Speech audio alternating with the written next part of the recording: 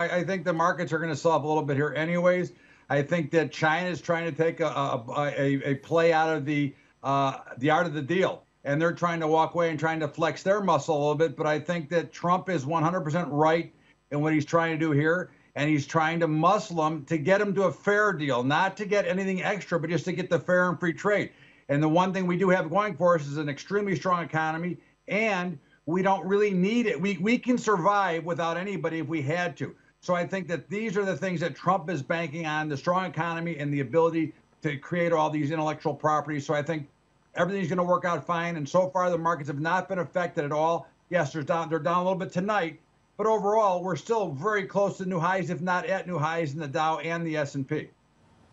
Right, but I mean, the tariffs really haven't hit yet. Trump has now just put in this other $200 billion, you know, starts on Tuesday here. That's only at 10%. In January, he's going to raise that to 25%. And then he said when China puts in the $60 billion, he's going to hit him again with another $267 billion. Those tariffs are going to be paid by the U.S. consumers, or they're going to be eaten by U.S. businesses. At some point, this has to hit the markets, right?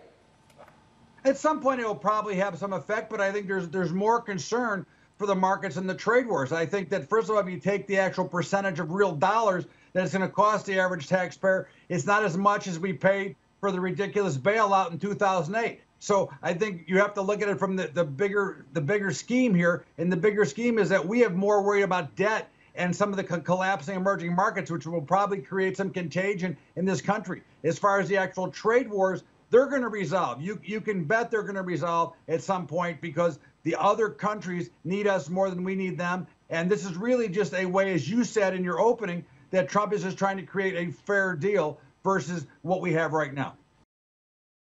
Still watching? Perfect. Click here to watch another great video from CNBC International. Oh, and don't forget to subscribe. Thanks for watching.